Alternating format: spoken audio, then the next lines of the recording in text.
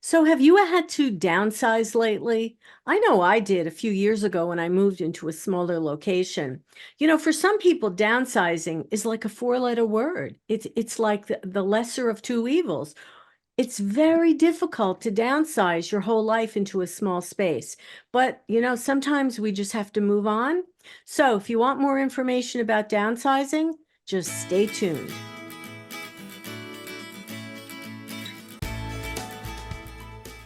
Good morning, everyone, and welcome to Scan FYI. My guest today is Amy Sharpe, and she's from Seabrook. And you know what? She's something of a downsizing expert, right, Amy? That's right. Well, thank you for being with me today. And why don't you just tell everyone briefly a little bit about yourself and what is your role at Seabrook? Yeah, thank you so much for having me. My name is Amy Sharpe. I am the planning and moving consultant here at Seabrook Village. So, Seabrook Village, for those that don't know, is a continuing care retirement community where we offer multiple levels of care. I am in the office for independent living, and my job is to really help with everybody's biggest obstacle when it comes to moving, which is the house. Whether The we've house. downsized once before or we have never downsized and we've been living in our home for 60 or plus years, that's where I come into play. Everybody is different, but I help with the downsizing aspect too. My saying in the office is, I got a guy, so if you need help with anything, I have somebody that can help you no matter the obstacle. But I really like to focus on downsizing and so how we can start to get to be prepared for that move here at Seabrook or whatever the next move looks like for you. Because I feel like, no matter where you're moving, the principles of downsizing they're the same, right? Yes. And, Yeah. it's inevitable, guys. You're going to have to, at some point in your life, downsize. And the thing is that I always remember, people who say, well, I'll let my kids worry about it. Don't be that. Don't do that, right? Yeah. Yeah. It's a lot. It's a lot of responsibility on somebody else. And a lot of the times the issue when the feelings that we have when we're thinking about downsizing, we just get this overwhelming sense of, oh my gosh, I don't know where to start. Or, oh my gosh, I don't want to get rid of any of this. It reminds me of maybe my mother that has passed or my grandmother that has passed. Right. So it could bring up a lot of emotions. But again, that's where I come into play. And we kind of just strategize as to what downsizing means for you and what that looks like. So, of course, it's not easy, and I have to agree with you that just about every scrap of paper, every photo, every little tchotchke thing, brings up a memory, and Yeah. it's legit. I understand that, but it's hard to part with things. But I know for myself and other friends, when you've had a big house and a big life, and you never thought twice about keeping the boxes or the stuff, throw it in the cellar, put it in the attic, right? And Hmm. now you're moving. Maybe it's a smaller condo, maybe it's a studio apartment. My God, it could be anything. And it's your day of reckoning. Yeah. Yeah. We have somebody that is moving from a six-bedroom home. Wow, Yeah. Yes. that's So I'm big. excited to meet with him. But it's different for everybody, and I've seen a lot of different things that we can hold on to for whatever reason. I think I told you the last time we chatted, but I met with a woman and she had a walk-in closet filled with linens and tablecloths and cloth napkins, everything to match, everything reflected every season and holiday. And it was beautiful. And she did it because she absolutely loves to host. And it's understanding that the hosting is what you enjoy. So you can still host parties, you can still have people over, but we don't need a giant walk-in closet of, 20 to 30 different types of tablecloths or linens. Right. Right.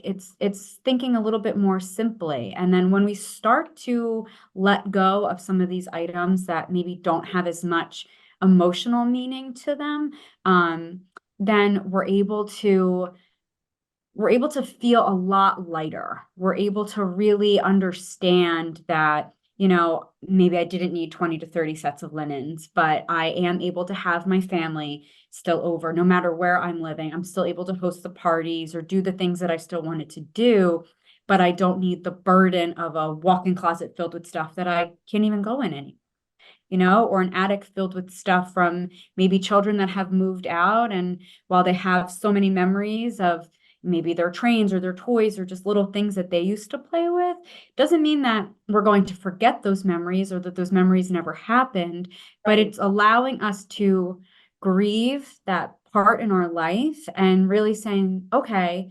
these memories with my children were absolutely wonderful, and I would love to donate them so another family can have those same opportunities to have the same types of memories.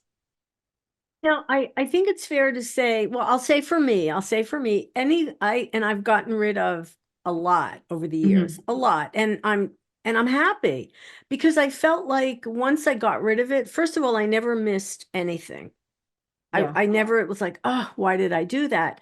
But it's like physically and mentally uplifting. The burden is gone. Yeah. Our stuff is, it weighs us down. Yeah. It Yeah. really does. It does. And it holds us back too. It holds us back from being able to maybe enjoy the time with our family. If we know that we have an attic filled with stuff and we just want our children to just take the stuff that we have from their childhood home with them, then maybe that conversation around the dinner table is, can you please take this? Can you please take that?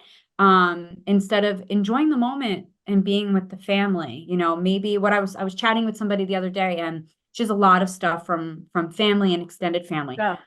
Yeah, and her house became the hub of everybody's moving, so let's just put our stuff here while we're in transition, and then never came to get it.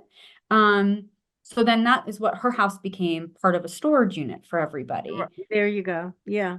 So then what we talked about was, let's set a deadline.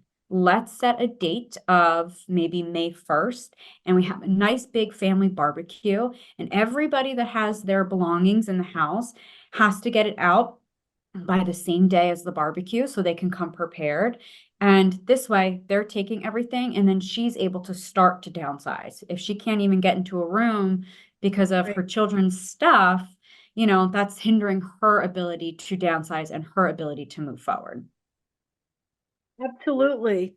Now, Amy, if someone is listening and they're thinking, well, I would like to move, or even if I want to stay there, but I need a process to start, getting rid of stuff.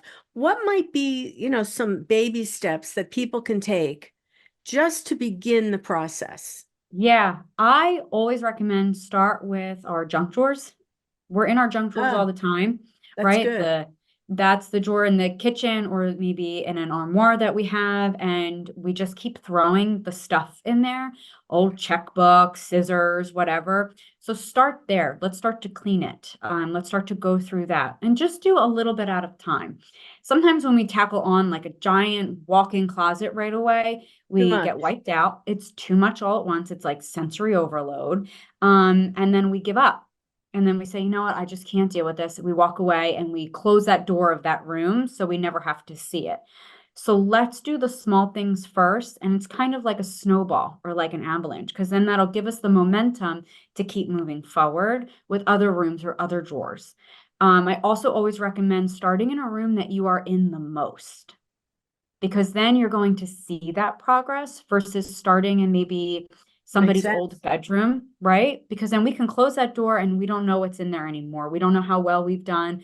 We don't know how much we still need to do. So if we were to just start with the kitchen, right? My husband and I, when we come home and we get the mail, we always have the kitchen on the mail on the counter in the kitchen, and that's like the drop-off spot. So when we clean, that's the part like where we start with the house, because that is where we're sitting. That is where we're constantly in and out of, is the kitchen. So start with the room that you are in the most. And then that way you'll see your progress, and that'll give you the momentum to start with another room, maybe that you're not going to be residing in as much. I think that's a great idea because when you see the success, then maybe you'll feel like, oh, this was great. Let me do another room. Yeah, absolutely. I always bring out my I've learned this. I when I'm gonna declutter or Hmm. whatever you want to call it, I Yeah. take my trash bag and then I take another box and I realize, oh, this is broken. Why am I saving it in the trash? Like Yes. just do it. Just really start getting rid of things. It's like you're taking a cold, hard look. Do I even use this anymore? This Yeah. kitchen gadget? Or if you take a gadget out and you say, what is this? Hmm. Hmm. I've Yeah. had Why it do for I 10 need years. this? I don't know what, throw it away. Or have Hmm. a box I always have a box too for donation. And Yes. I have it in my garage. And every time I come upon something, and it is typically in my kitchen, what is this? You know what? Let somebody else enjoy it. So Yeah. keep that available so you always know you have a place to put it. And then go to the donation place. Yes. Yes. I read somewhere once that some of the most successful business people, one of their tips and tricks was every time you're leaving a room, you're bringing something with you. So that way something is still moving forward and they're still getting something else done. So maybe they're taking a notebook that doesn't belong into the office that they're in, but they want it into something else or whatever it is. So that's kind of how I start to apply it too. If you're in the kitchen and you see like, oh, why do I have three waffle makers? Instead of leaving the waffle makers there, just take them with you because you know that you're going to go to the garage. So take them with you, go to the garage, put it in that box that you have for donations. You already know you're going to go to Target later that day. So you're going to put that box in your car and on your way to Target, you're going to stop at Goodwill. And then that way, when you come back from Target, hopefully you don't have stuff that you were just going to crowd the Hopefully you house didn't with buy another again. waffle maker. Yeah, Yeah, yeah. yeah, yeah, but that happens, right? So if we just go from one room to the next and we bring something with the intent that it either doesn't belong here, or I want to put it away and organize it, or I want to donate it or trash it, then it'll keep that momentum going too. Amy, one of the things I've learned, because I've done a lot of downsizing, is you part of the process is making a concerted effort not to keep bringing stuff in the house, Yeah. not to Hmm. keep buying. It's great to get rid of your stuff, but if the next day you're back at Target and you bought something else, you're missing the Yeah. point here. So Yeah. make a concerted effort not to keep bringing stuff that you might not be needing at this stage of your life. Yes. Yeah. Or any stage, really, Or right? yeah, yeah, We are as a society consumed by all of these things that we can we have are. We almost are. and at an instant too, right? You can have Amazon same day delivery, which is wonderful. But if we are inundating ourselves with purchasing items, right? Like maybe it's clothes, maybe we just absolutely love to have new clothing. And instead of buying new hangers every time and shoving it in our closet, and our closet door doesn't shut because we have so much stuff, if we need two shirts or if we're buying two tops, then let's grab two other tops and let's donate them too. You know what I want to, well, another observation, very important. I've learned the hard way. The answer to downsizing is not to keep buying these storage bins and putting your stuff in the storage bins. You just have to do it later. That's Yeah. right. You just spent money on storage for stuff that ultimately has to be disposed of. Yep. So if you're at the point where you're thinking about buying storage bins, maybe that's your clue that maybe I need to start getting rid of stuff. Because even if you're not downsizing because you're moving, think of it as just decluttering your living space. Yeah. Yeah, absolutely. It's so nice to have that less is more feeling. I just think it's great. Yeah, that's how I feel too. I mean, and then I always tell the individuals that are moving here to Seabrook, instead of having to spend your weekend maybe cleaning out a closet or cleaning out the attic or having family come over and just wanting them to take certain things. Those are the things that we feel that we have to do. But then when we do finally downsize and we do finally move, we get to enjoy everything else. We get to go and meet our friends for lunch. We get to go, and go for a walk outside. We don't have to do all these like chores. So it's almost like if we Yeah. can get through this, then we have this really great reward of not just relaxing, but being able to enjoy the lifestyle that we want to live. Right. And I think sometimes I know when people have invited me over and immediately they're apologizing for all their clutter and all their stuff. Yeah, yeah, I I mean, I get it, but there's a clue in there, guys. It's time to get rid of. It's time to yeah, get rid of. yeah, absolutely. I think decluttering is something that we have to do at all phases of our lives, but as we get older and we are moving into smaller places, it's very tough if you've not been judicious about doing it for a long time. And Hmm. like you said, you live in a house for 60 years, you don't, and you just keep accumulating. That's a tough Hmm. one. But Yeah, that's why we have Amy. thank you. That's where you come in. Yeah, I love it. It's a lot of fun, and I like to hear all the stories about why you like to keep everything or what is most important to you. So then we can start tackling with, well, what is the least important to you? So let's start there. Right? Right. Well, I like the idea of starting in your junk drawer in your kitchen Hmm. because you know what? Everybody has one of those. Everybody And has some one. people have more than one. So come on, Yep. guys, let's get Yeah, to it. start there. So if you need a little more info about downsizing, if you're going to be moving, if you want some extra help, reach out to Amy. All of her info is, in the description. She is a fantastic resource. And like she says, she knows a guy. She knows a lot of guys. You So know there's no everybody. there's no excuses, right? You know somebody Hmm. for everything. Everything. Yep. I tell She's the everybody, let me go-to. stress. Yeah. Yeah, She exactly. is your go-to. She will make life so much easier. Oh, thank you. Downsizing, it's the word of the day. Okay. Amy Sharpe from Seabrook, thank you so much for being my guest today.